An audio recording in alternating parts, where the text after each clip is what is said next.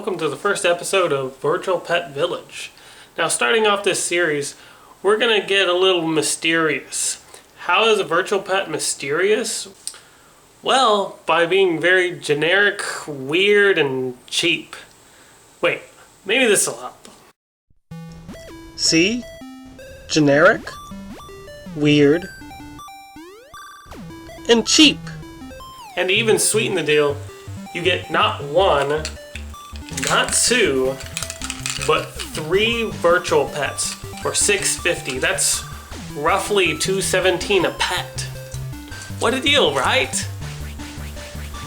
Well, let's just take a look. With virtual pets, you have the option of 49 different pets, including a robot, a vampire, and a hamster. I do find it odd on the packaging. It gives you 9 examples and then says it includes 39 other pets. That adds up to 48. What happened to the other one? Why didn't they just round it up to 50? Just add one more, 2. Well, let's get one of these puppies started. Oh, it starts you off with a random creature? Oh no, it's just a selection screen. What is that? A rabbit driving a car? Hello Kitty? Some of these I think are Digimon. No, not the show. The virtual pet the show is based on. Well, I think this is a vampire. Let's pick this one. Time doesn't matter at this point. And it's hatching from an egg.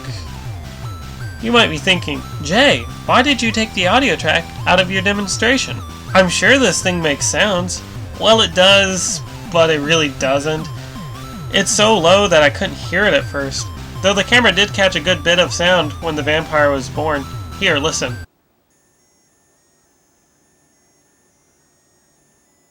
Not much, huh?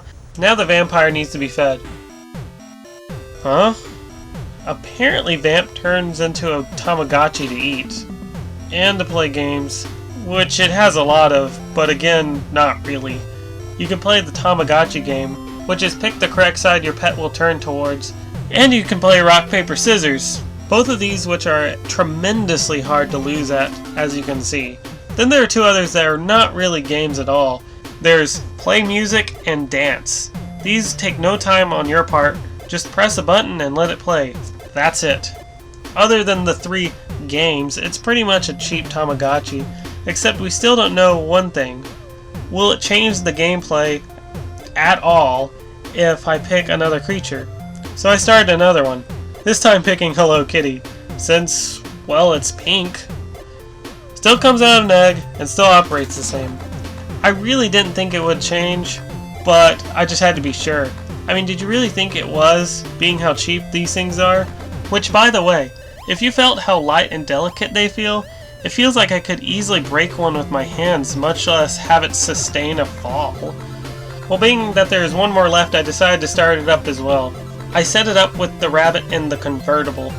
Playing with the rabbit, I couldn't help but notice the others were not trying to get my attention like they needed food or wanted to have fun, which seems pretty normal when you're dealing with the early stages of a virtual pet, such as a Tamagotchi or Gigapet. So I decided to time them to see how long it took them to need something like food or fun.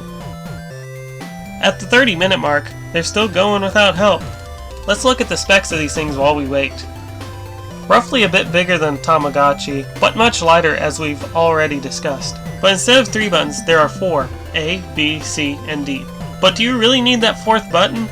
No. On the main menu, button D only seems to do the same action as button A. Actually, it's that way on every menu. It literally never needed this button. My honest opinion is that they added it only to ward off lawsuits. Also, speaking of the buttons, they're as stubborn as a mule. Seriously, I sometimes had to press the buttons several times to get them to work, especially button B and C, the 2 middle ones. Let's see how these little guys are holding up. Well, at almost the hour mark, the rabbit has quit. Let's see how far the others will go. But again, while we wait, let's look at another problem, which is the reset button. Now, I know the old complaint about how you have to get a pen or something to poke the reset button. This one has the exact opposite problem. It actually sticks out the back, so if you put it down hard enough, well, it resets. So yeah, that's actually what quickly happened to the rabbit after it lost. And we have a winner! Hello Kitty! With the vampire going down at little over an hour and a half. After this, I basically just left them alone for hours, and when I came back they were asleep, so I turned off the lights. And they refuse to wake up now. Just look! Now this was in the morning, but if you remember correctly, the time was off because I set it at noon. But anyway, in Virtual Pets time, it's 2:30 p.m., so it should be up and running. But no. Or at 5:34, or at 7:28. And they continued to sleep for days. Well, I guess the game is up since there's not much else to do. I mean, I guess I can't be too mad. I got generally what I paid for. Alright guys, I did find out why these things were sleeping for so long. Like, you can see my guy is sleeping right now. It's because you have to wake them up. Not like a Tamagotchi which wakes up by itself, or a Gigapet or a Nano. You actually have to physically turn on the light and wake it up. And basically because of this, you can make them sleep anytime you want. Technically. Because it still shows the animation, but it's not asleep. It'll still have problems, like you have to feed it and, you know, play with it. But even so, you can't get these things to die. I left these things alone.